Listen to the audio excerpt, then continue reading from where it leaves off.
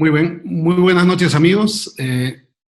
Siendo las 8 de la noche, vamos a dar por inicio a esta nueva reunión académica en coordinación organizada por la Sociedad Arequipeña de Ortopedia y Traumatología, en coordinación con la Sociedad Peruana de Ortopedia y Traumatología. Como ustedes saben, en esta época de pandemia, todas nuestras actividades científicas están siendo transmitidas vía virtual, y esta es una de ellas. Nos da mucho gusto, es un honor poder compartir o ayudar a la sociedad arequipeña en la coordinación de esta actividad. Y también queremos agradecer a la directiva al Consejo Directivo de la Sociedad Peruana de Ortopedia y Traumatología, al Consejo Directivo de la Sociedad Arequipeña de Ortopedia y Traumatología. Tenemos un invitado de lujo, es el doctor Paulo Barbosa, que en unos momentos van a hacer la presentación oficial. Pero también quería mencionarles que todas estas actividades que vamos teniendo cuentan también con el patrocinio y el auspicio de diferentes casas comerciales y laboratorios que con su apoyo hacen posible que podamos hacer muchas más de estas actividades. Por lo que vamos a escuchar brevemente unos videos de presentación de tanto laboratorios Teva como de Puy Sintes, que son los auspiciadores de esta actividad. Adelante, David.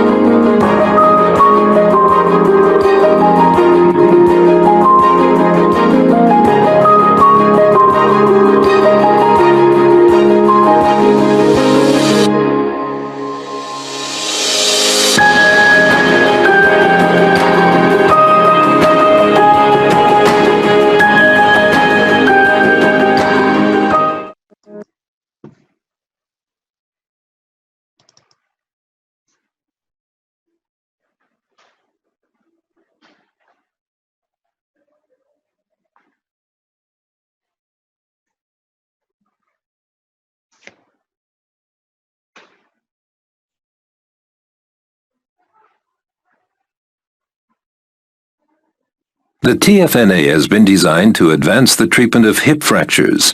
The development targets were to improve patient outcomes by resolving some of the most pressing clinical challenges, improve efficiency and ease of use for surgeons and operating room staff, and provide an extensive range of nails, helical blades, and screw options, as well as the possibility of using cement augmentation. Indications and contraindications for TFNA short nails and for TFNA long nails.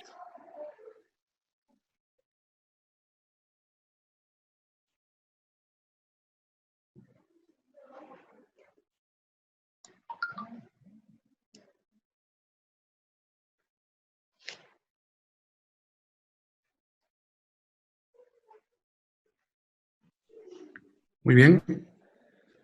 Muchas gracias a nuestros auspiciadores. Vamos a dar pase al doctor Edgar Poco, quien es presidente de la Sociedad Arequipeña de Ortopedia y Traumatología, para que dé inicio, a esta actividad científica y nos haga la presentación del caso.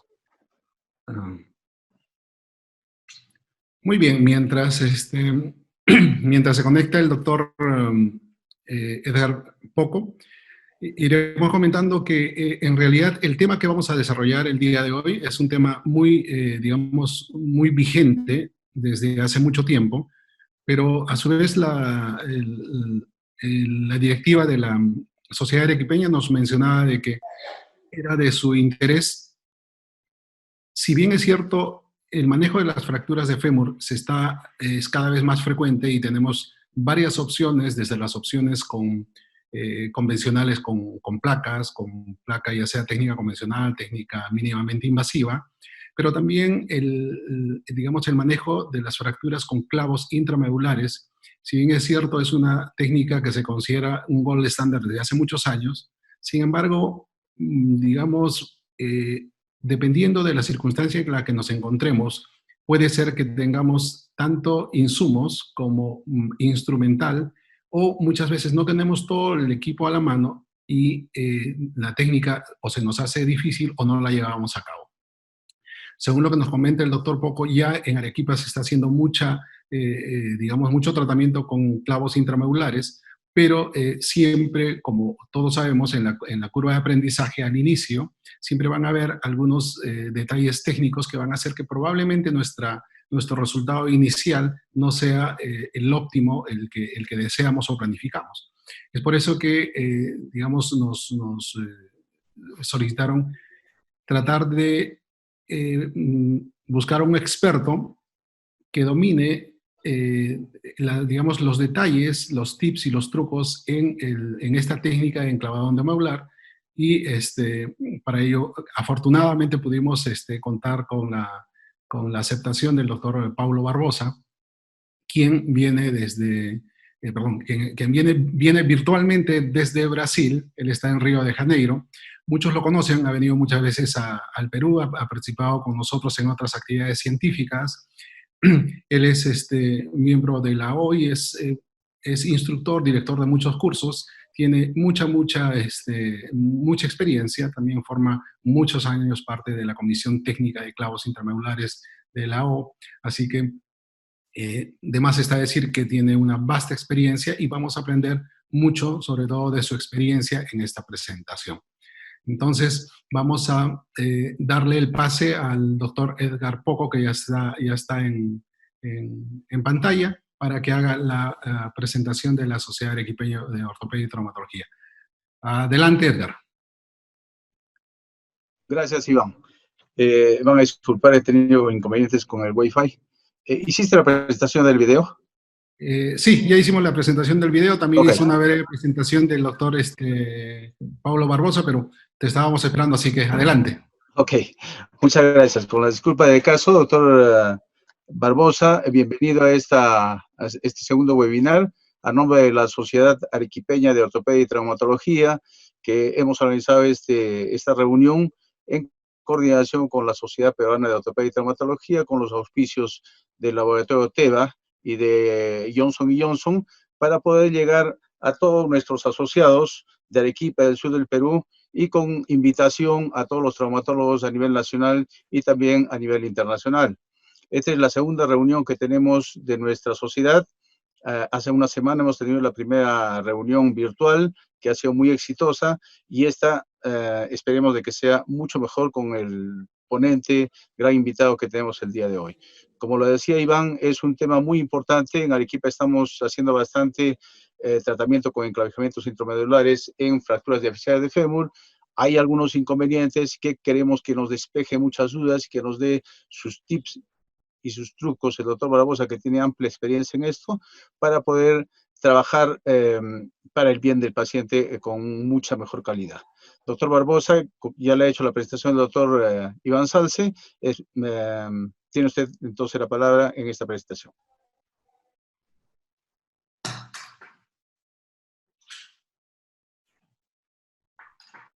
Gracias a Edgar, gracias Iván y a todos los amigos de ortopedistas de Perú, un país amigo, donde tenemos muchas buenas lembranzas del curso, de la amistad de todos. Es realmente una alegría muy grande poder participar en este momento de pandemia de una actividad científica con educación que demuestra el interés de todos de Perú en hacer siempre lo mejor.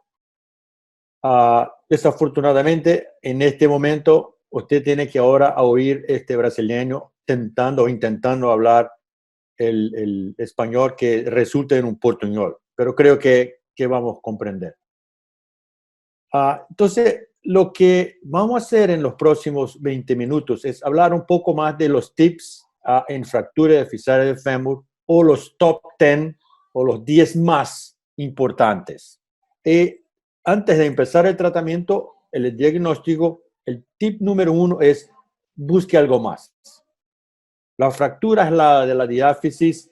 Hay que hacer del cirujano, del traumatólogo, pensar que es una incidencia muy grande de lesiones asociadas, y las lesiones asociadas óseas, que se puede ser el cuello, pelvis, tibia, por una magnitud del trauma. Y como puede mirar en esta radiografía, hay una fractura de cuello bajo una fractura diafisaria comminuta. Entonces hay que buscar siempre mirar una fractura de cuello o pelvis asociada. Este es un estudio muy interesante de Lisa Canada hace 10 años, que en casi 3.000 fracturas, mire, 3.2 es la incidencia de fractura asociada, pero este número, 67 con el diagnóstico preoperatorio y 24 sin diagnóstico, es 45% identificadas en el peroperatorio o después de la osteosíntesis un enclavado endomedular. Y la búsqueda por lesiones asociadas no termina con la osteosíntesis de la fractura. Por ejemplo, en este paciente que nosotros operamos, fijando el fémur, se identifica una lesión grave del ligamento colateral anterior, ligamento colateral posterior y un ligamento colateral medial. Y en el estudio, en la universidad acá en Río, se publica una incidencia de 37% de lesiones ligamentares en la rodilla. Entonces, hay que buscar algo más en fractura de alta energía en la diáfisis femoral. El segundo, el tip número 2, es conocer las indicaciones y los resultados. Hace un par de décadas, el clavo era permitido en la fractura 32 de AO y nada más. Pero seguimos con el desarrollo de clavos de tercera generación y con esto se escribe en el libro que la fractura diafisaria es de dominio de los clavos endomedulares. Y los resultados hoy de 95 a 99% con un clavo fresado, bloqueo duplo estático, con un bajo índice de infección y consolidación viciosa.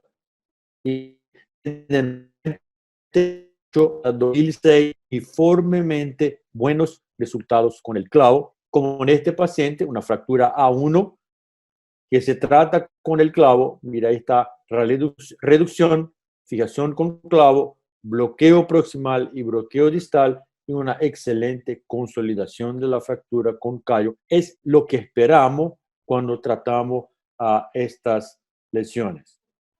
Entonces, hoy podemos decir que tratamos todas las fracturas 32 con clavo estándar y incluso las subtrocantéricas con el clavo que tiene reconstrucción, que este que está a su derecha, con el clavo de bloqueo a cuello y cabeza femoral.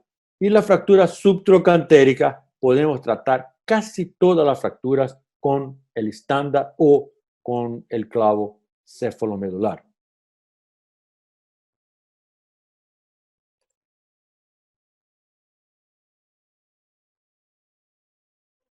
Y indicaciones un poco más alargadas, que es la fractura patológica. Hacemos mucho en lesiones tumorales antes que se tenga la fractura y en tratamiento de una consolidación viciosa o una mala unión con una osteotomía y una fijación con el clavo.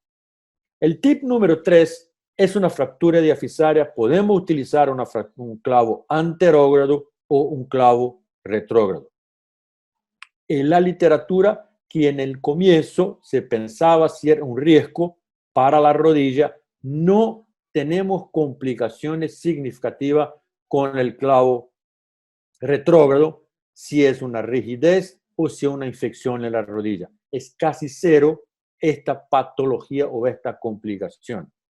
La consolidación es similar al enclavado anterógrado.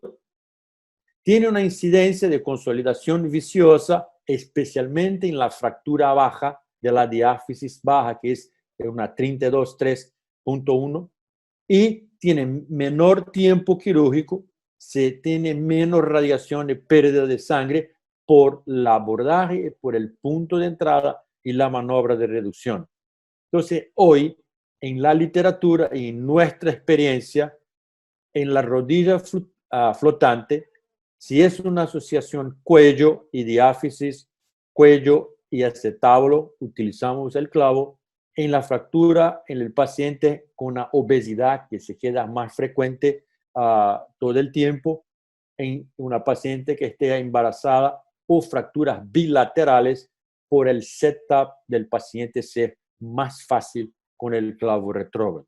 Entonces, ese es un paciente típico.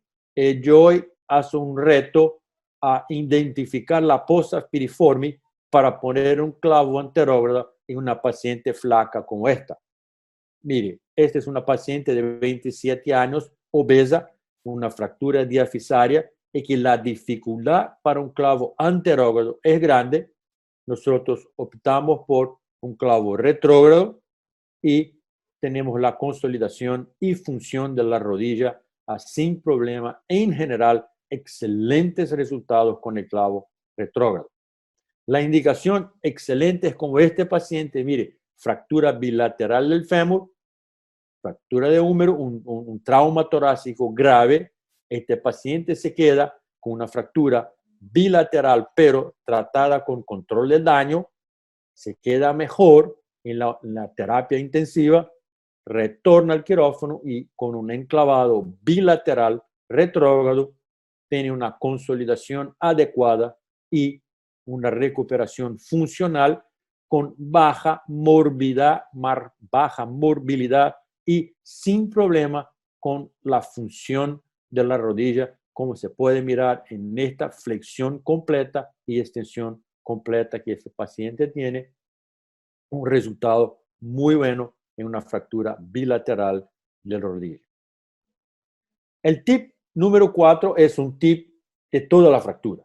El planeamiento preoperatorio es importante. ¿Qué es importante? El diámetro del canal, especialmente en fracturas atípicas por uso de alendronatos, la deformidad de canal, especialmente en la osteoartritis. ¿Cuáles son los métodos de reducción que vamos a utilizar instrumental? ¿Qué caja vamos a pedir para una operación con seguridad y con tranquilidad? El tip número 5, empezamos con los problemas. Y esto es una opinión. Si tú quieres hacer un clavo sin problema, este número 5 es el comienzo de una cirugía tranquila. Cómo poner el paciente en la mesa quirúrgica y cómo obtener imágenes. Si no hacemos nada adecuado en este momento, cuando empezamos la operación, es imposible cambiar la posición del paciente o obtener una imagen de calidad. En esta, a la izquierda, es una posición que no me gusta, que es el miembro fracturado sin mesa de tracción y el otro con abducción, rotación externa y un soporte. Esto me preocupa por una lesión del nervio fibular, por riesgo de fractura en esta parte con el movimiento del arco o síndrome compartimental. Entonces, no me gusta esto. Esta posición, que es la mesa de tracción, es excelente, me encanta para fracturas proximales de fémur. ¿Por qué? Porque no es posible hacer una incidencia lateral adecuada en esta posición. Entonces, estas dos posiciones yo no utilizo en fractura diafisaria.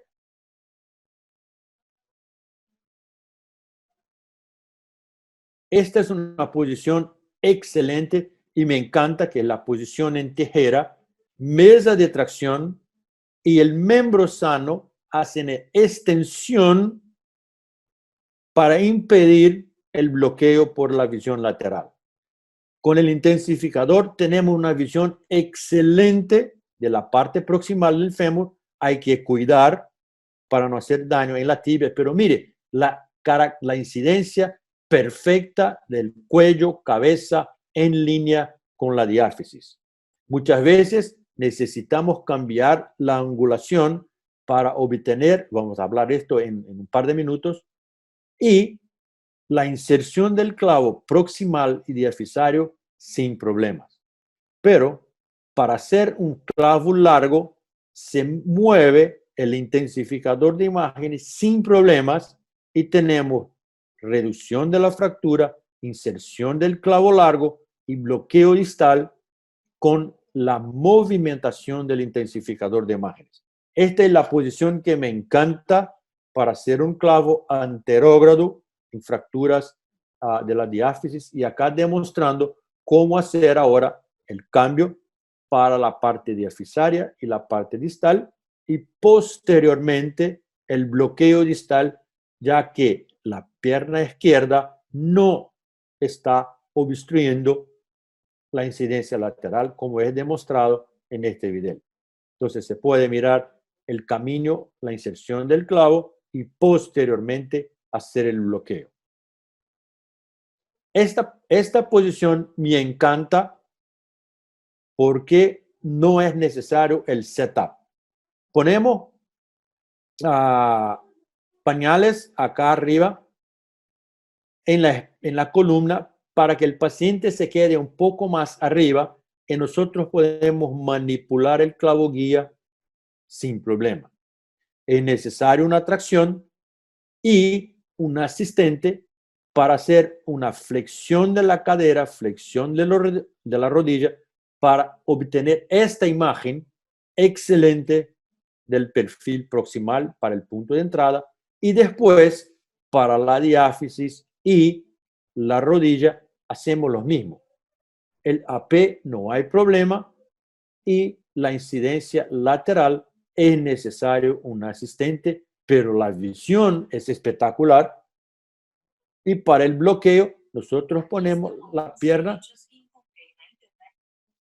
que para el bloqueo distal, acá imagen sin problema con la otra pierna que está acá abajo. Entonces, es una posición que me encanta para hacer clavo anterógrado. Entonces, imagen en clavo largo, necesitamos toda la fractura, cabeza, cuello, diáfisis, rodilla, en AP y lateral. Entonces, es necesario una imagen limpia, clara, como esta, en la parte proximal, para ponerle el guía, en la parte diafisaria y en la parte distal. Este es un truco muy, muy importante, que es la incidencia lateral de la parte proximal del fémur. En general, el paciente con mesa de tracción o sin, esta es la posición que el técnico le prepara el intensificador. Acá tenemos una fractura trocantérica. Mire, esto no es una incidencia lateral. Esta es una incidencia oblicua. ¿Y cómo hacer para obtener una incidencia lateral perfecta? Se mueve el paciente, se pierde la reducción. Entonces nosotros movemos el arco en C. ¿Cuántos grados? No sé, 10, 15, 25, hasta que tenemos esta imagen. Solamente con esta imagen, en la fractura trocantérica para poner el guía cefálico, o en las fracturas diafisarias para obtener el punto de entrada adecuado en el trocante o en la fosa piriforme. Después que tenemos una imagen, marcamos en el piso y cuál es la angulación para repetir durante la operación. La imagen, mire, acá está el AP sin obstáculos, sin interferencia lateral, para obtener la reducción, y la diáfisis distal para reducción, posición adecuada del clavo guía y posteriormente del clavo, y hacer su bloqueo. Entonces, si no tenemos una imagen AP lateral, proximal, diafisario y distal, no hay cómo hacer un clavo con seguridad. Entonces, el punto 5 empezamos para el punto 6. Si no tenemos imagen, el punto 6 no puede hacerlo. Y el punto de entrada, que es el tip 6, acostumbramos, acá en Brasil, nosotros decimos que es una puerta para el cielo o una puerta para el infierno. Y tú, como cirujano, decides qué puerta quieres abrir. Entonces, este es el momento que tenemos que mirar y hacerlo con tranquilidad. Tienes todo el tiempo del mundo para tener el punto de entrada adecuado. Si no tienes el punto de entrada adecuado, no seguimos adelante con la operación, que va a ser un desastre. Y esto acontece. Ahí está el infierno. Un clavo trocantérico, mire, tiene una angulación en valgo en la fosa piriformis, sin reducción. Sin reducción. Mire la incidencia lateral. Mire dónde está el clavo. Anterior. Este es el punto de entrada. Esto sí, vamos a hablar con este señor en un par de minutos. Les pregunto. Vamos a poner acá el chat o preguntas. Aquí tenemos el chat. ¿Qué opinan sobre este punto de entrada en la radiografía a izquierda y la incidencia lateral a la derecha? ¿Está perfecto? ¿Este es un punto de entrada adecuado o vamos a hablar con el diablo? ¿Algún comentario?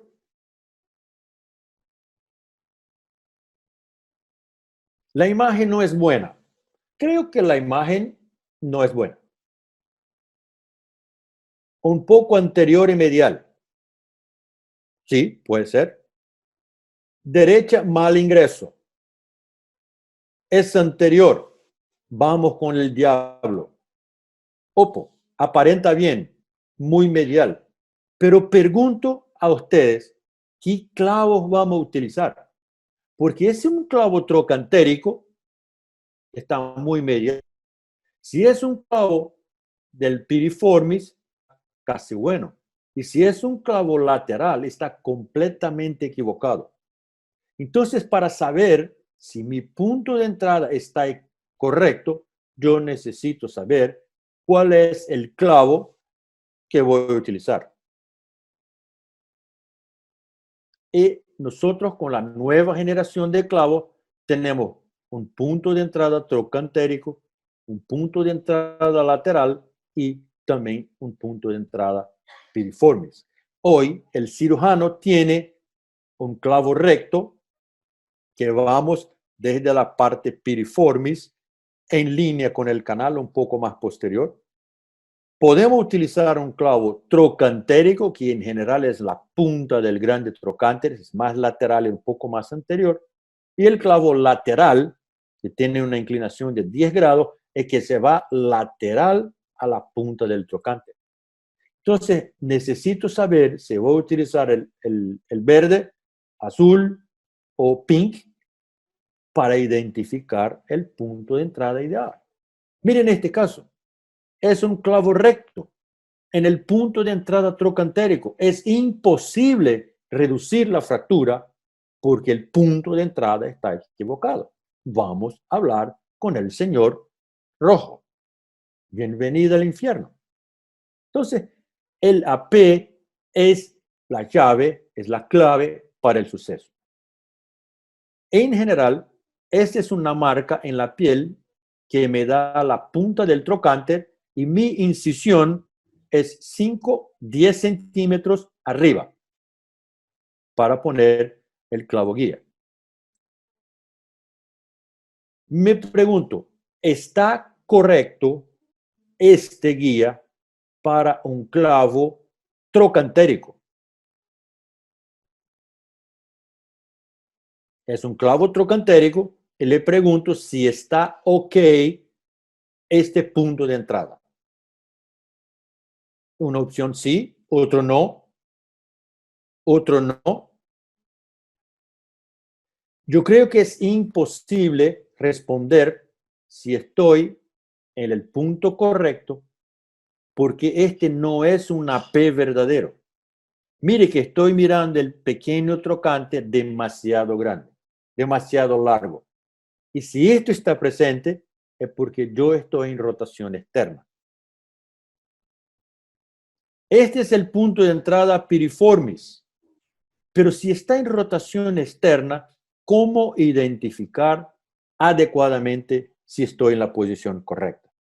Ahora sí, menor el pequeño trocánter significa que estoy un poco en rotación externa y tengo certeza dónde está el punto de entrada adecuado. Entonces, la primera es no obtener esta imagen a la izquierda y identificar el punto de entrada. ¿Qué hago yo? Marcación en la piel. Hago una incisión posterior lateral, acá está, en la piel y la fascia, nada más. Insertamos una pinza larga de lateral de la fascia y vamos hasta la cara anterior del fémur.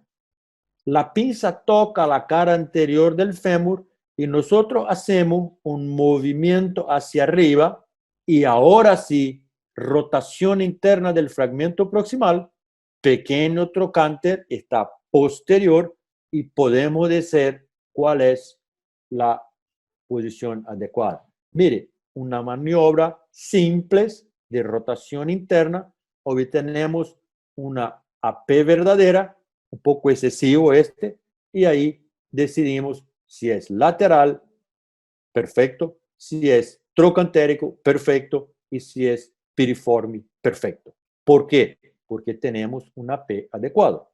Y ahí la incidencia lateral, este pino está muy posterior, este está espectacular, porque es una buena incidencia lateral. Entonces ahí está el guía.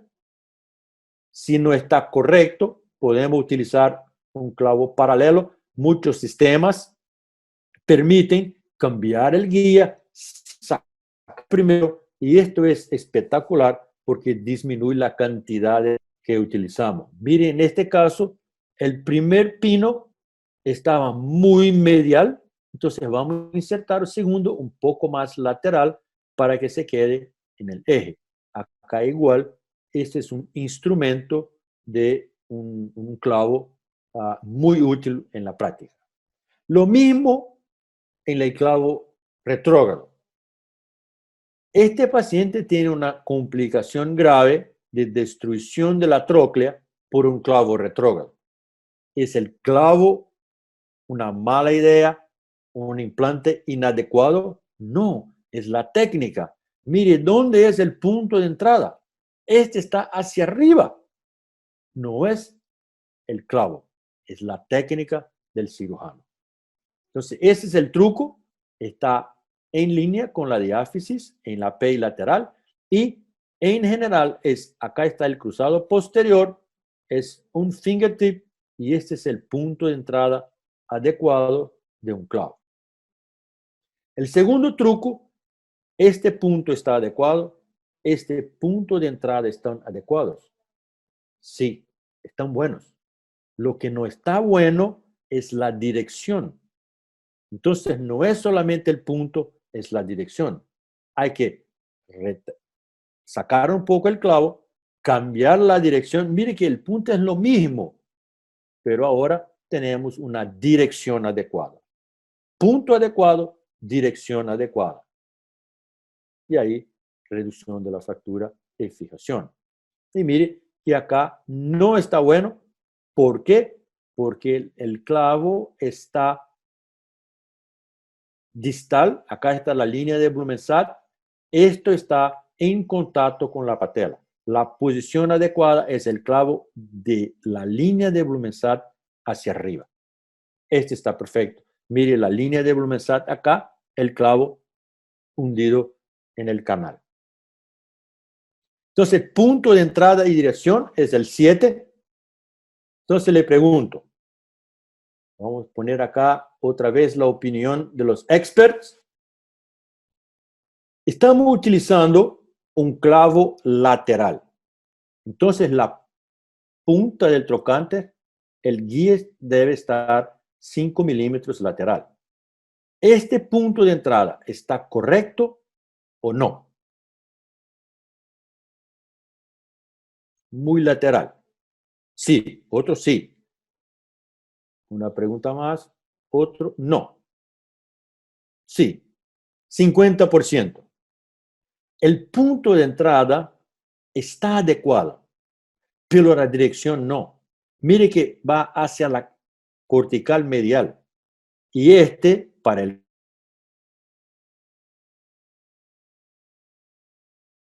del pequeño trocante. Entonces, el punto de entrada está bueno, pero la dirección no. ¿Qué debemos hacer? Cambiar por la línea verde desde el mismo punto hacia 4 centímetros abajo y la posición medial. Ahora sí podemos seguir con la técnica. Y esto es la puerta para el infierno. Si el punto de entrada no está adecuado, insertamos el clavo, desplazamiento en valgo. Si vamos muy medial o la dirección está equivocada, insertamos el clavo, desplazamiento en varo, y esto significa una complicación seria. Entonces, ¿de acuerdo? Necesitamos conocer el clavo que tenemos para insertarlo. Entonces, es un paciente de 34 años, clásica fractura diafisaria. Ahí está, sin mesa de tracción, insertamos el clavo y mientras insertamos el clavo, ese es un clavo lateral, y por esto se mueve anatómicamente mientras insertamos el clavo hasta el final, que termina siempre en la posición adecuada, el postoperatorio, consolidación con callo. Tenemos el paciente posicionado, imágenes adecuadas, conocemos el punto de entrada, tenemos el clavo que deseamos, pero si no reducimos la fractura, seguimos en el camino de pierna. Ahí está. ¿Te acuerdas de estos pacientes? Paciente de motocicleta. Sacamos el clavo 2 años después, se compra una nueva Ducati y retorna otra vez con una fractura de fémur. Y en este momento utilizamos un clavo anterógrado, lateral, fresado, pero miren la maniobra de reducción. Joystick, se manipula la fractura, el clavo guía sigue la fresa, la inserción del clavo y una reducción muy buena de la fractura con joystick. Me encanta el joystick en fractura diafisaria. Es la opción número 1 y ahí está el paciente, 6 meses, recuperado la función, ya sacamos el clavo y estamos esperando el retorno.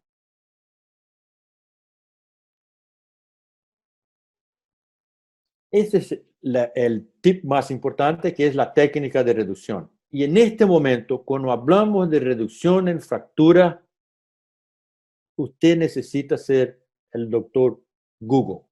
Tú necesitas saber todo. Todos son opciones de reducción. Un paciente puede necesitar tracción manual, mesa de tracción. Otro se puede utilizar una reducción abierta, cerclaje. Y necesitamos conocer todas porque no sabemos cuál es el paciente, cuál fractura que va a llegar mañana. Y en general, cuando presentamos un caso, el cirujano le voy a fixar con clavo. No, hay que pensar cómo reducir y después fixar. Ese es un truco muy bueno, barato, sin mesa de tracción, más fácil y eficaz con un asistente haciendo una tracción con un clavo guía insertado en el momento de la operación. Estos que son los bumps con pañales, son muy útiles de manipular la fractura. Mire, acá está manipulando la fractura percutánea y este caso demostrando un instrumento que nosotros llamamos finger, que es el dedo, que es un prolongamiento de su dedo dentro del canal, y vamos a manipular el clavo guía y reducir la fractura. Ese es un excelente instrumento para manipular el fragmento proximal. Mire cómo llevamos el guía que insiste en sequedad medial hacia lateral. Es un instrumento muy bueno y excelente para reducir la fractura, pasar el clavo guía, permite el clavo y ahí está la reducción anatómica y la fijación. Excelente callo, pero mire el eje con un clavo trocantérico con una fractura reducida. Ese es mi segundo método más importante, especialmente en fractura subtrocantérica, una fractura típica, miliar fractura típica. En la mesa de tracción no está tan malo en la incidencia anteroposterior, pero mire la incidencia lateral. ¿Cómo hacer rotación externa y flexión para reducir? Con el joystick. El joystick en el fragmento proximal me permite hacer extensión de la cadera, rotación interna y aducción. En este caso, para identificar y poner este guía, hacemos lo mismo. Acá está el protector de parte blanda. Para el pino de Chance, yo necesito un ampé perfecto, una incidencia antero-posterior perfecta, rotación interna del fragmento, pino de Chance, manipulo la fractura. Ahí está, mire, extensión, extensión, clavo guía en la P lateral, y mientras insertamos el clavo, se reduce la fractura sin obstrucción del clavo final, con una reducción, el bloqueo, y el paciente en el final, y 6 meses después con la consolidación de la fractura. Ese es un paciente que tuvo una fractura con la bicicleta. Mire, ahí está una fractura con extensión trocantérica hacia la diáfisis, y utilizamos en este caso el clamp colinear, que me permite hacer una reducción de la fractura percutánea y después el clavo sin pérdida de reducción. Acá está el final, 1 año de postoperatorio con una fractura consolidada sin problemas. Otro clavo, para demostrar, esta paciente utilizamos un distractor AO, es la misma fractura por alendronato, pero la reducción con un distractor AO, que es un excelente método, un poco más trabajo, pero es un excelente método, el postoperatorio y la consolidación. Mire acá dónde está el pino de Chance, sin problema para insertar el clavo. El 9, si vamos a fresar o no fresar, ese es un trabajo de 2000 de Brumbeck que me encanta porque dice exactamente qué hacer. 97 a 100% de consolidación con un clavo bloqueado, duplo, estático y fresado. Mire, casi 100% de consolidación. Y cuando comparamos sin fresado, 84%. ¿Es bueno para poner un clavo más ancho? No creo. Creo que es el poder biológico del injerto, del fresado, es lo más importante, la más importante indicación para hacer la fresaje. Es un paciente nuevo, fractura diafisaria. Mire, acá está, es un clavo delgado, fresado, pero mire la calidad del callo biológico que tenemos en esta fractura. Y al final tenemos la cosa cierta, la operación se quedó bien. Este es el control de calidad del cirujano. Es una fractura diafisaria, recuperación del eje longitudinal. ¿Y cómo hacerlo? Con el guía, con el cable del bisturí eléctrico, centro de rotación de la cabeza, centro del tobillo, tenemos la restauración del eje. Si la línea roja está lateral, está en valgo. Si está medial, está en varo. Simple, sencillo, barato, eficaz. Ahí está en la práctica cómo hacer la evaluación del eje. La longitud, podemos utilizar lo mismo o los templates, pero este es lo más importante, es la rotación. Y otra vez utilizamos una técnica que es poner la patela del miembro sano y el miembro fracturado hacia arriba, mirando al cielo, y vamos a evaluar la diferencia entre el pequeño trocánter del lado fracturado y del lado normal. Está claro que está en rotación externa. Esto significa que hay una deformidad y rotación interna del fragmento distal. Es un truco excelente y fácil. Esa es exactamente la explicación. Hay un otro truco que es mirar la cortical si hay diferencia entre el fragmento proximal y el fragmento distal en el ancho. Si hay diferencia, hay un componente rotacional. Y acá está sin componente rotacional, sigue una línea sin un resbalo, sin desplazamiento. Señores, estos son los top 10 que tenemos en las fracturas diafisáreas con la utilización de clavos endomedulares. Esta es nuestra experiencia haciendo clavo hace un par de años. Y si hay dudas, si hay cuestionamientos, preguntas, estamos para responder las preguntas que podemos. Gracias por la atención. Una vez más, muchas gracias por la invitación y estamos abiertos a la discusión. Muchas gracias, Pablo. No sé si, Edgar, ¿tienes alguna pregunta, alguna...?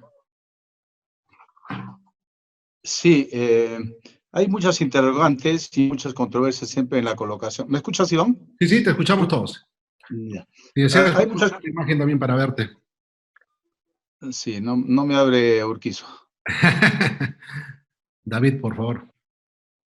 Bueno, hay muchas controversias en cuanto al uso del enclavijamiento intramedular en algunos puntos exclusivos, ¿no? Nos ha mencionado muy claramente, agradecemos al doctor Barbosa por la brillante exposición que nos ha dado, pero, por ejemplo, ¿qué nos podría decir respecto a la dinamización? ¿Utiliza la dinamización de los clavos intramedulares y en qué casos lo utiliza? Este es un tema que me encanta, es un tema extremadamente controverso y seguimos en todo el mundo con la misma duda. Y acá hay una pregunta psicológica, si hay el bloqueo dinámico. Y mi opinión personal, no. Clavo es un método de estabilidad relativa. Se permite una movilización controlada del fragmento con carga. Entonces, el clavo es dinámico. Mismo el clavo con bloqueo duplo estático permite la movilización de la fractura. El problema es que muchas veces se queda un gap y vamos a justificar el bloqueo dinámico para disminuir el gap. Este es el problema. No se puede aceptar gap en fractura transversa ni con tornillo dinámico. En mi opinión, hacer la reducción más adecuada, reducción muy buena, bloqueo duplo estático, la incidencia de consolidación va a 96-97%. Entonces, en mi práctica, no utilizo el bloqueo dinámico. Perfecto. Okay. Aprovechando la pregunta de Edgar, acabas de mencionar, o sea, después de tener una buena reducción, hacer un bloqueo. ¿Cuántos tornillos de bloqueo consideras? O sea, mucho depende un poco de la ubicación del centro del foco de fractura, pero en tu experiencia, ¿cuál es la recomendación cuando la fractura es medio diafisaria, un poco proximal o un poco distal? ¿Cuál es el número ideal de tornillos de bloqueo? El objetivo son 4. 2 arriba, 2 abajo. En pacientes osteoporóticos, busco un clavo que me permite un bloqueo distal más adecuado con número, dirección, bloqueo multiplanar, que son 3. En fracturas muy distales hay clavos que me permiten 2 bloqueos laterales, un angular y un anteroposterior. Este es excelente en fracturas muy distales. Pero si es una fractura diafisaria, 2 arriba, 2 abajo. Si es una fractura subtrocantérica, tornillos de reconstrucción, cuello, cabeza, 2.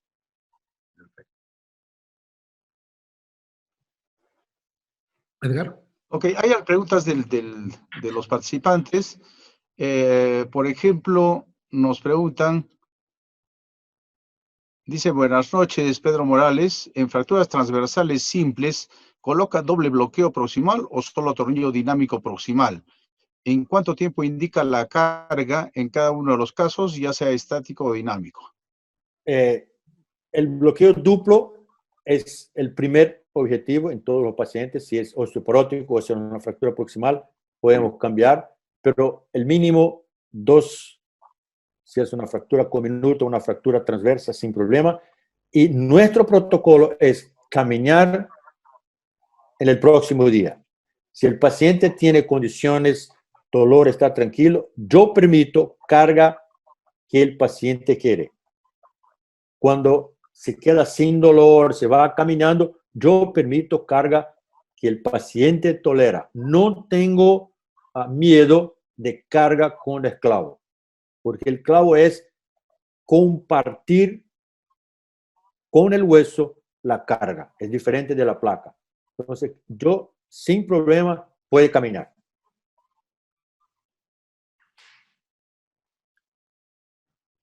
Muy bien. ¿Tenía otra pregunta? Yo quisiera hacer una pregunta adicional. Sí, Sí, sí. diga. Hacer una pregunta adicional. Usted nos habló de respecto a fresar y no fresar, es bastante discutible, pero nos ha presentado casuística en la cual el fresado hace que consolide en mayor proporción las fracturas de fasciada de fémur. En todo caso, en los pacientes politraumatizados, en los cuales hay varias fracturas, y también presentando fractura diafisaria de fémur, ¿es conveniente hacerle pronto la fijación con el enclavijamiento intramedular? ¿Qué opina usted? Esta es una excelente pregunta, Edgar, y es un tema que sigue controverso. En el pacientes politraumatizados con una función pulmonar comprometida, sí está comprobado que el fresado es dañoso a la función pulmonar. Hay opciones de esperar que la función pulmonar esté ya mejor y una vez que la saturación, que el cambio de gases está perfecto, seguimos con el clavo, con el fresado para una fijación adecuada. Hay un trabajo muy interesante que está en el JOT recién, que la pregunta es, ¿necesitamos clavos diferentes del 10? Con la tecnología de los implantes hoy, el problema no es el diámetro del clavo, es el diámetro del tornillo. Entonces, el primer clavo que tiene el tornillo 5.0 es el clavo que yo quiero. Y en general, en el joven, el paciente, el 10, el 9 y 10 tiene 5 milímetros. Entonces, no necesito un fresado hacia 15. Un fresado proximal, uno más, 2, y ponemos un clavo 10. Biomecánicamente es un clavo súper eficiente. Entonces, miomel politraumatizado, si la función está adecuada, seguimos con el clavo fresado, pero ring to fit, y no para un clavo 14, 15 o 16. Iván.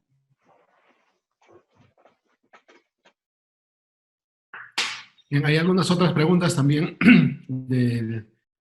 Preguntan, cuando hay un trazo en ala de mariposa, ¿es necesario fijar el fragmento? ¿Hasta cuánto desplazamiento de este fragmento es tolerable? Esto se fue una sesión en el Congreso de Trauma en 2019, ¿cuándo el fragmento debe retornar? En general, no me preocupa, excepto si este fragmento está perpendicular al eje del fémur. Esto es extremadamente doloroso para el paciente porque el muslo se queda áspero en el fragmento 90 grados. O si el fragmento está 180 grados. Manipulamos percutáneo, pero no me preocupa el clavo, la asa de mariposa con un clavo 10 sin grandes problemas.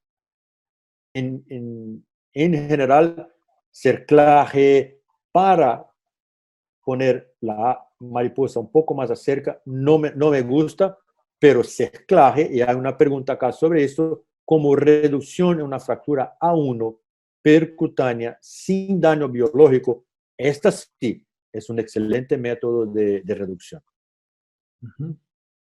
Edgar. El doctor Pedro Flores nos pregunta, en un paciente obeso con fractura subtrocantérica, ¿qué posición es su preferida? El paciente obeso con subtrocantérica no es posible utilizar un clavo retrógrado.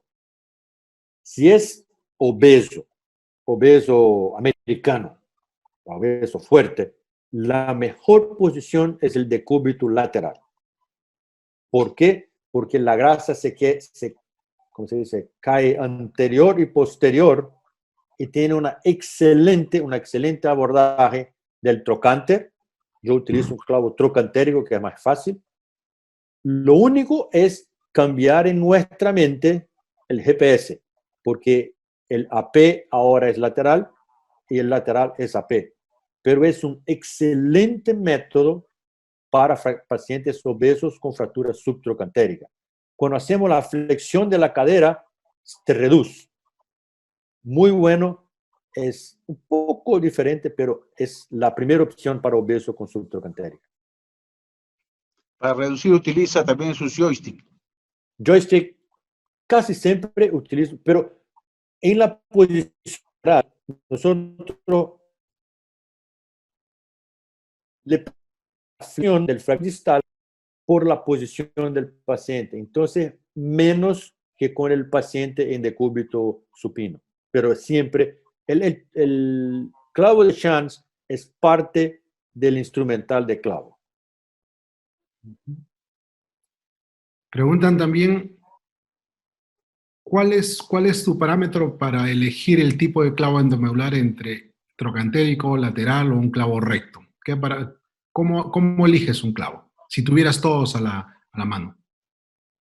Mi preferencia es el clavo trocantérico, porque el abordaje es más fácil y me permite un buen eje. El clavo lateral es un clavo experto y tiene problemas porque no sabemos el eje adecuado. Entonces, primera opción es el trocantérico. Si es una fractura que muy diminuta, que el eje es un problema, la ventaja de la fosa piriforme es que es un clavo recto. Entonces, sabes si va lateral o medial desde el comienzo. Entonces, es muy útil para una idea de la reducción. Entonces, utilizo en fracturas muy diminutas subtrocantéricas porque sé que en el fragmento proximal, si estoy adecuado, la reducción se va a quedar bien. En la práctica, 95% es trocantérico, 5% es piriformes. Edgar. Sí, doctor Barbosa, en nuestros hospitales del Ministerio de Salud, sobre todo, en el Perú, se retrasan mucho las intervenciones quirúrgicas en las fracturas de fémur, casi no se operan en forma inmediata, que sería lo ideal. ¿Hasta cuánto, nos hacen una pregunta, hasta qué tiempo se permite hacer una reducción incruenta para colocar el encabejamiento o hacerla abierta? Esta es una pregunta muy interesante, Edgardo, porque es la realidad en el servicio público acá en Brasil. Hay mucha gente, el paciente se queda esperando mucho tiempo. Truco, el fijador externo inicial. Y no para estabilizar la fractura, pero para mantener la longitud. Prefiero tratar un paciente con la longitud en valgo y varo acentuado que un paciente con un acortamiento de 5 o 6 centímetros en el eje. Entonces, primero, buen fijador inicial. Si tengo mesa de tracción en una fractura de 2 semanas, voy a utilizar. Hacemos una tracción o con el distractor. Si no es posible, hay que abrirlo. Hay que hacer una incisión. Es menos biológico, pero hay que abrirlo. La indicación de nosotros es, hacemos tracción y no recuperamos la longitud. 3 semanas, 4 semanas, hay que abrirlo. Pero en mi práctica, hoy en la clínica privada, operamos al paciente el otro día. Entonces es mucho más fácil ganar la longitud. Y luego de hacer, doctor Barbosa, la fijación externa, ya sea como tratamiento inicial, politraumatizado o por espera para el tratamiento quirúrgico definitivo, si es que espera más de 3 semanas, ¿usted inmediatamente hace el cambio del fijador externo con el clavo intramedular o espera? No. El máximo que nosotros aceptamos el cambio directo está entre 10, 12 días. Si el paciente sigue mal, con 15, 16 días, ahora sí está bien, cambiamos el fijador externo por otro fijador nuevo, esperamos 4 días y operamos la osteosíntesis si no hay infección en el trayecto de los pins. En fracturas de tibia, sacamos los fijadores externos y ponemos una férula porque es más fácil. Pero fémur necesita otro fijador externo nuevo, punto cero, empezamos a contar otra vez. En general, 4 o 5 días operamos. Después de 10, 12, no cambiamos inmediatamente. El riesgo de infección es muy grande. Perfecto. Bien. Muy bien. También nos... Sí, Pablo.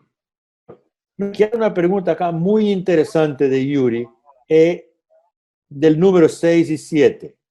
Mencionaste que el paso 6 es el punto de ingreso y el 7 es reducir la fractura. ¿Tú consideras primero que la fractura debe estar reducida y luego ubicar el punto de ingreso? No necesariamente. Si está en la mesa de tracción o si está en la mesa con asistente haciendo tracción, sabemos cómo reducir y si es posible reducir. Entonces voy a manipular el punto de entrada principal adecuado y en el momento del guía o del clavo, ahí sí preocupo con la fractura. Es muy difícil mantener la reducción anatómica, el eje anatómico y empezar a hacer punto de entrada, se moviliza interno-externo. Entonces, sí, primero el punto de entrada, después la reducción adecuada. Perfecto. También nos preguntan acerca del manejo de clavos intramedulares en fracturas expuestas. ¿Qué nos puede decir Pablo?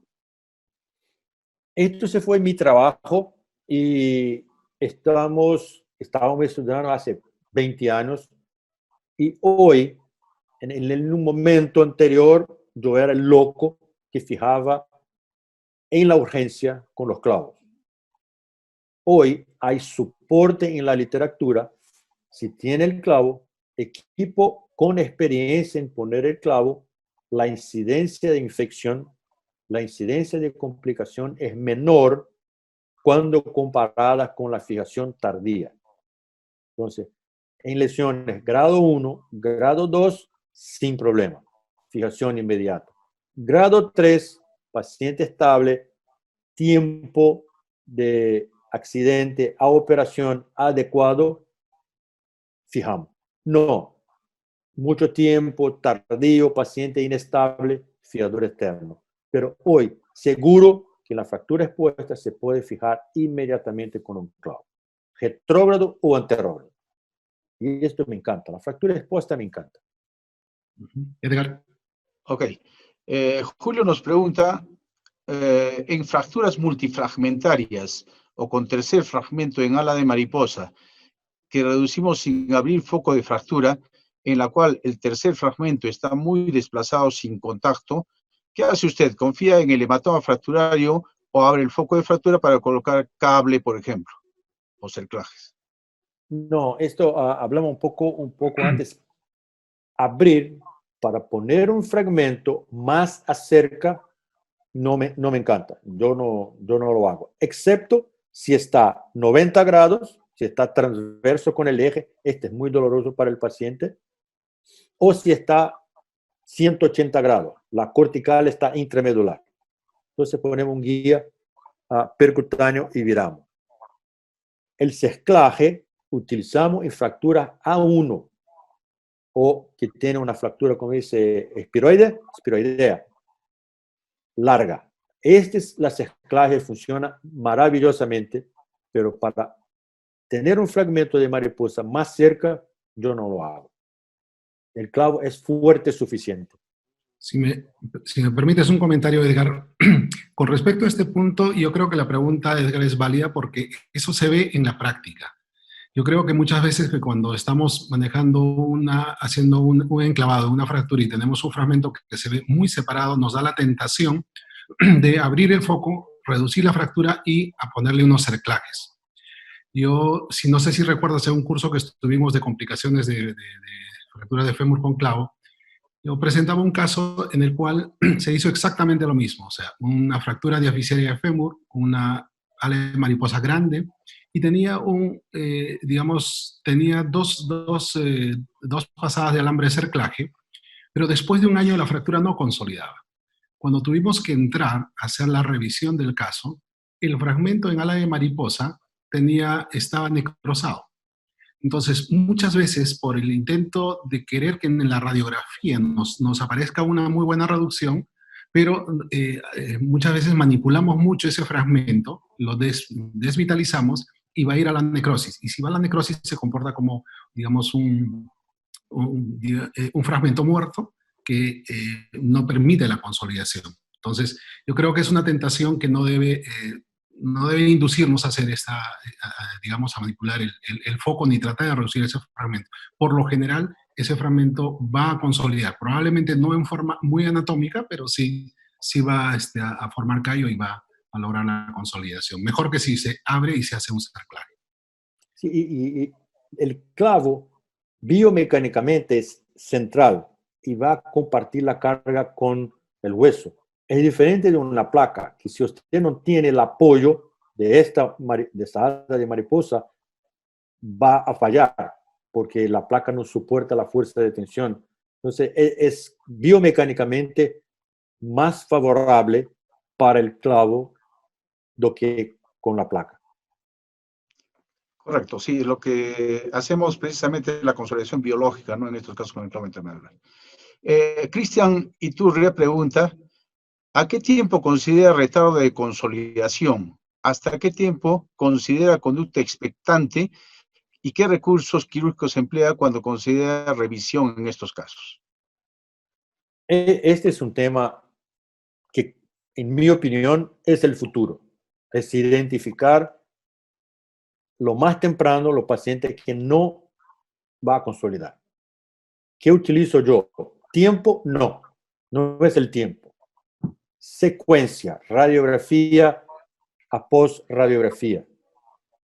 Dolor, el foco de fractura se queda más ancho, más visible. El paciente tiene dolor o se interrumpe el proceso de consolidación después del normal, 4, 5, 6 meses.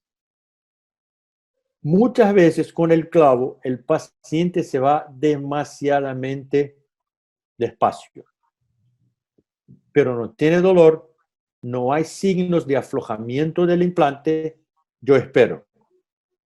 Paciente no tiene signos de aflojamiento, tiene dolor y no está, la radiografía está igual hace 2 meses. Ese es el paciente peligroso. Probablemente vamos a operar.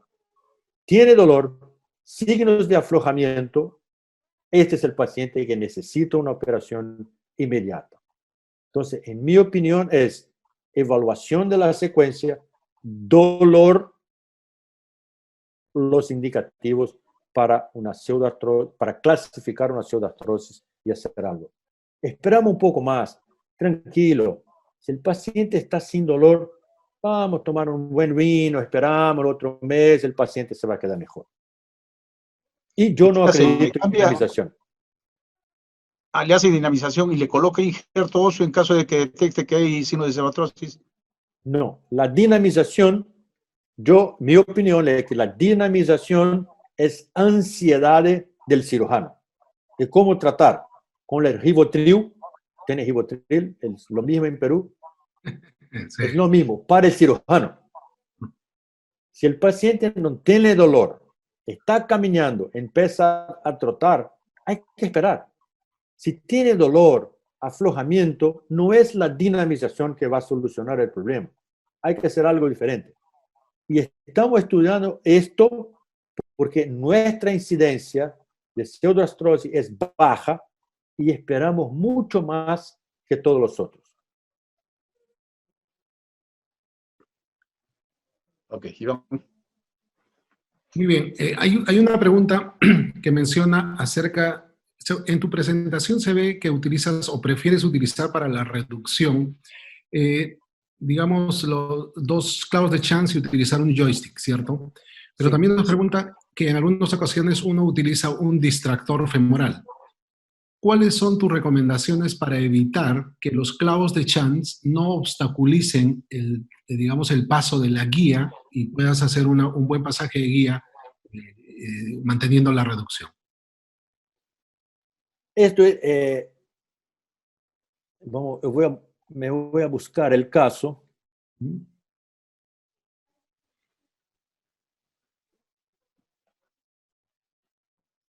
¿Tiene la pantalla? ¿Sí? Sí se ve. ¿Sí? En el clavo anterógrado o retrógrado, la posición adecuada para el pin acá, girando la seta. Entonces, acá va el primer pino y el segundo pino va distal de lateral hacia medial.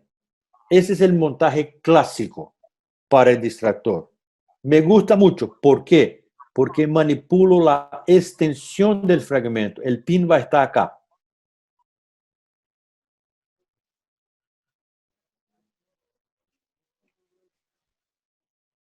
¿Dónde está esto? Aquí. Entonces, el pin va a estar acá. Y acá. Entonces, con esta maniobra, voy a hacer extensión y voy a poner el distractor acá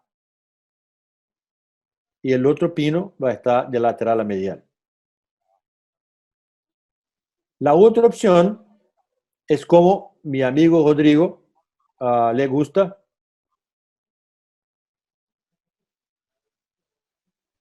Que es poner el chance posterior. Están mirando, acá está el chance.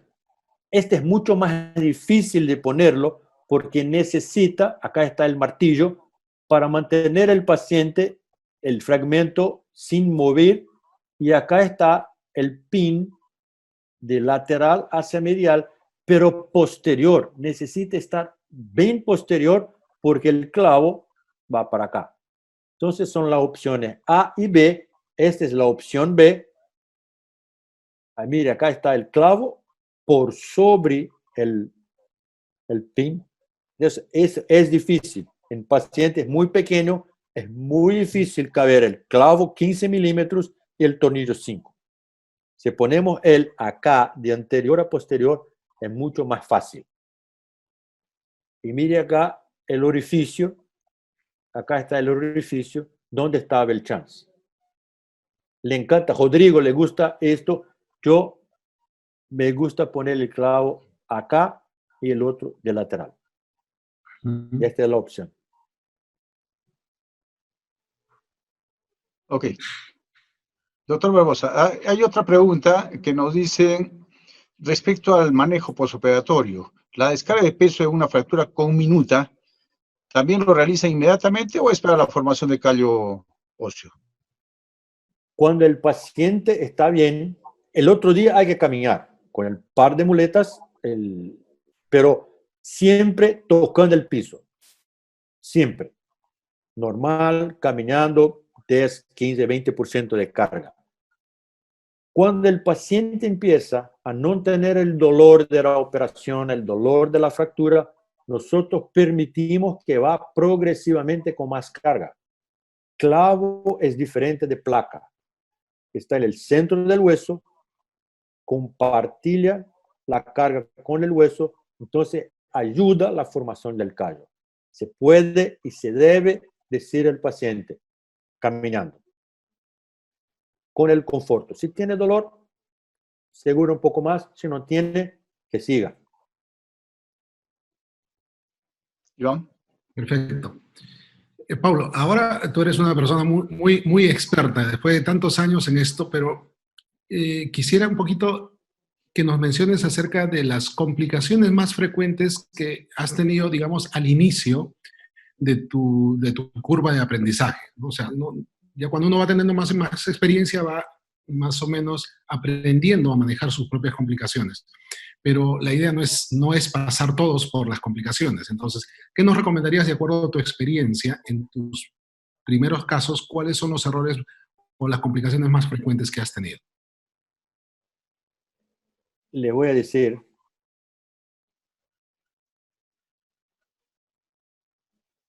esto, cuando nosotros empezamos a hacer clavo, este es el problema. Obtener esta imagen. Operamos el paciente con esta imagen. Esta es una fractura trocantérica, pero ahora no hay fractura. Poner un clavo, un guía, con una incidencia lateral, que no es una incidencia lateral, la probabilidad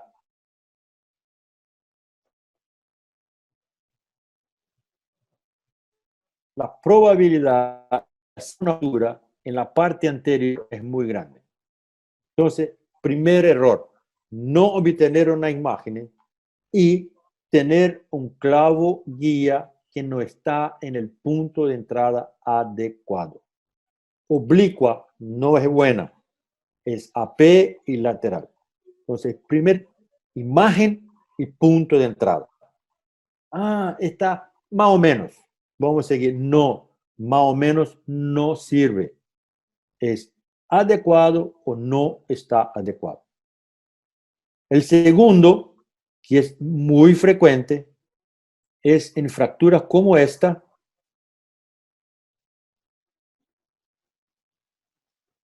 Esto, no permitir el gap. Fractura transversa, fracturas simples con gap, es una fábrica de pseudoartrosis. Y en este momento que va a hacer dinamización, injerto, todo eso, y no funciona. Esto es, mire que hay contacto acá. Mire, un momentito más, un poco más de paciencia.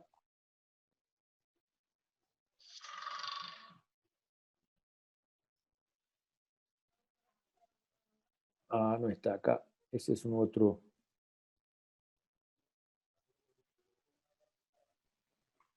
Estoy buscando una.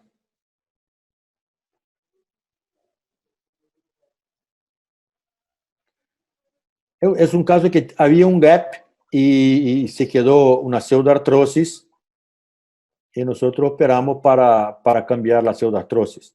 Entonces, gap, imagen, punto de entrada, no reducción y gap en fractura transversa. Estos son los errores más frecuentes cuando empezamos a hacer clavo. Pero hay que decir punto de entrada. Perfecto.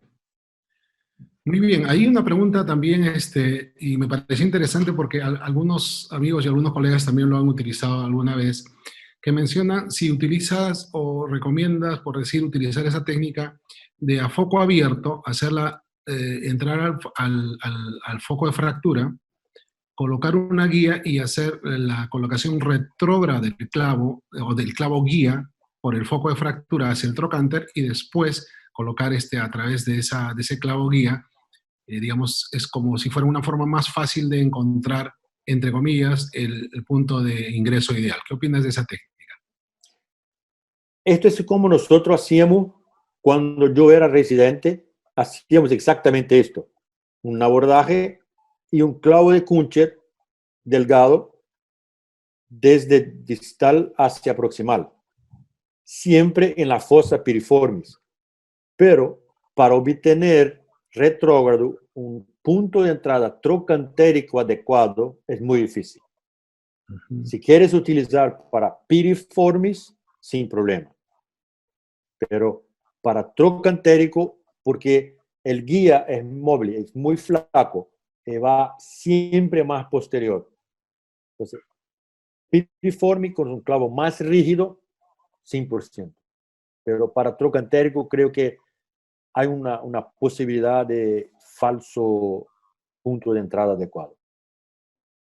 Perfecto. Y ese clavo que dices, el piriforme, es el que utilizábamos hace más de 20 años, por lo general el clavo universal, ¿cierto? Que era el clavo recto que utilizaba la fosa piriforme. Y esa técnica era válida, pero lo que dices es cierto. O sea, va a depender un poco del modelo de clavo que queremos utilizar, porque si es, por ejemplo, un clavo lateral, obviamente ese clavo, mediante esta técnica, no va a darnos un buen, digamos, punto de entrada. Sí, Iván, creo que si la persona está empezando un poco más con el clavo, el otro truco es, ¿por qué hacer una incisión así? En el trocánter. Vamos a hacer una incisión un poco más grande. Tener el dedo en la herida. Mirar un poco más dónde está el punto de entrada. Es sin problema. No hay problema en tener una incisión un poco más ancha, un poco más grande, lejos del sitio de fractura. Y después se va, y hoy la incisión tiene 1 centímetro. Entonces, ese son trucos para empezar y hacerlo adecuado. Perfecto. Bueno, los clavos intramedulares rectos todavía existen en el Perú y se están colocando. Y precisamente una de las preguntas que hace uno de los presentes es, ¿qué complicaciones podría prestar? Ya sabemos que puede prestar una necrosis vascular. ¿Usted, doctor, ha tenido ese tipo de complicaciones en su práctica? ¿De necrosis vascular de la cabeza? No, afortunadamente no, pero le digo que en la práctica desde 2002 utilizamos clavos trocantéricos y laterales, que la incidencia es casi 0. Ok. Le agradecemos, doctor Barbosa. Creo que se han contestado la mayor parte de preguntas que han formulado todos los asistentes. Hemos tenido una buena cantidad de asistentes el día de hoy. La charla ha estado magnífica. Las preguntas han sido contestadas, creo que muy favorablemente por toda la experiencia que usted maneja, doctor. Le agradecemos. Iván, tus últimas palabras para despedirnos. Perfecto.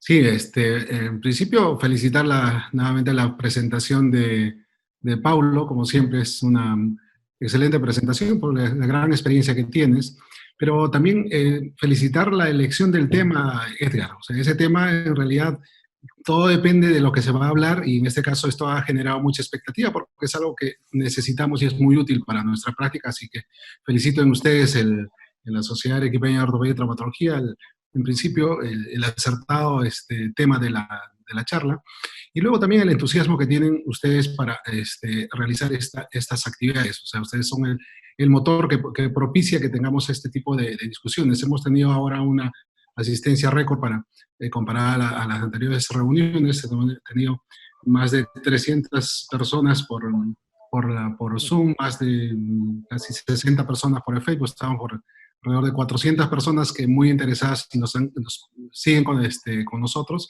hasta las últimas preguntas, por lo cual es Esto es muy bueno y nos dice del interés de los participantes.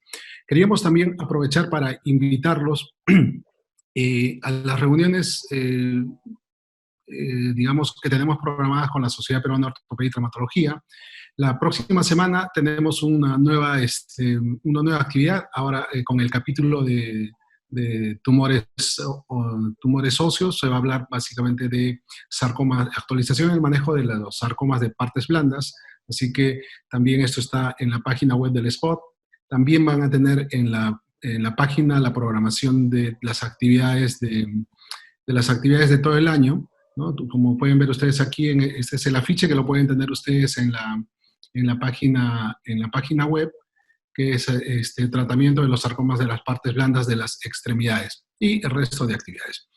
Y nuevamente también, como lo va a mencionar, imagino Edgar, la Sociedad Arequipeña también tiene una programación anual de actividades que la SPOT apoya con gran beneplácito y con gran entusiasmo. Y nuevamente, más que agradecer Edgar por la confianza y el soporte que te da la Sociedad Peruana de Ortopedia y Traumatología. Y nuevamente agradecerte a ti, Paulo, por la excelente presentación y te comprometemos a seguir participando con nosotros en las diferentes actividades de la sociedad. Muchísimas gracias. Edgar. Gracias, Iván. Para la despedida, entonces, agradecemos a todos los participantes a esta reunión. Como ya lo ha mencionado Iván, han sido más de 300 personas que han estado presentes en esta excelente disertación del doctor Paulo Barbosa.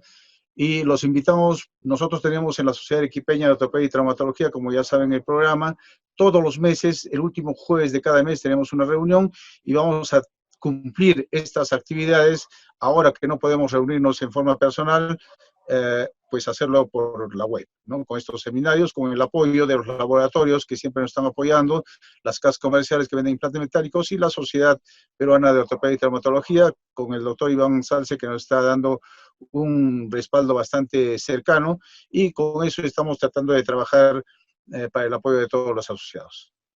Muchas gracias, Iván. Muchas gracias, doctor Barbosa. Hasta una próxima. Palabras. Paulo. Yo agradecer mucho la amistad y la invitación. Es siempre una alegría estar con ustedes y me quedo muy contento por el tópico del clavo, que es una pasión, y por la gran cantidad de sociedad, ¿verdad? En la educación continuada. Parabéns a todos. Siempre que necesitar de un brasileño, estamos acá porque la amistad con Perú es muy grande. Okay. Gracias, Pablo. Gracias a todos. Cuídense, se queden en casa y cuidado con el virus. Ok, gracias. Cuídate también por allá. Gracias, Edgar. Nos vemos. Gracias a todos. Buenas noches. Buenas noches.